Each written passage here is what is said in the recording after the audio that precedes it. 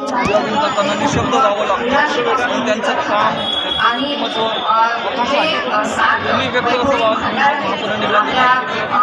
सगळ्यांना समस्त भारतीयांना बाबासाहेबांचं जे महापरिनिर्वाण दिनाच्या दिवशी आज आम्हाला खूप आहे, पण आम्ही तनानी मनानी आमच्या आत्म्यानी अंतकंठानी आम्हाला हे माहिती आहे की बाबासाहेब जिवंत आहे. बाबासाहेब संविधानाच्या सगळ्या पानात जिवंत आहे.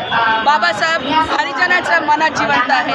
बाबासाहेब 140 कोटी जे आमची जनता आहेत यांच्या तनामनात जिवंत आहे. कारण बाबासाहेबांनी जे संविधान लिहिलेलं आहे त्यांना कोणी मिटवू शकत नाही, त्यांना कोणी घालू शकत नाही. त्यांच्या अंतर्गत आम्ही जे श्वास घेत आहोत, आम्ही जे सुरक्षित आहोत, तर आम्हाला 24 तास आम्ही जोपर्यंत जिवंत राहू, दिवस असो रात्र असो कोणताही वेळ असो, आम्ही जोपर्यंत या भारताच्या धर्तीवर आहोत आम्ही सुरक्षित आहोत. म्हणून कणाकणात आमच्या रक्ताचा हर कणात बाबासाहेब आहेत. म्हणून आम्ही आजही बाबासाहेब आमच्या मनात आमच्या तनात जिवंत आहेत.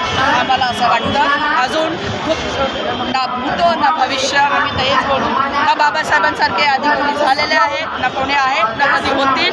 असे बाबासाहेबांची मोठी अपार कीर्ती आहे. महिलाओं के लिए पूछो। महिलाओं को जो उन्होंने एक पहल करके एक न्याय का रास्ता खोल दिया, चाहे वो मंदिर में जाने का हो, पकड़ता ही या कोई जो जुल्मे जो होकर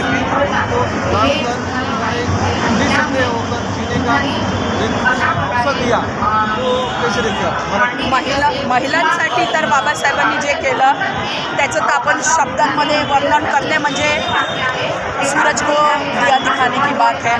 बाबासाहेब ने जो महिलाओं के लिए किया, बाबासाहेबांनी जे महिलांसाठी स्त्रियांसाठी जे आमच्यासाठी जे संविधानच्या अंतर्गत जे हिंदू ॲक्ट बिल बनवलेलं आहे, त्या कायद्यानुसार आम्हाला जे अधिकार मिळाले आहेत, आम्हाला शिक्षणाचा अधिकार आहे, आम्ही नोकरी कुठे करायचं, आमची जी इच्छा आहे आम्ही ते करू शकतो.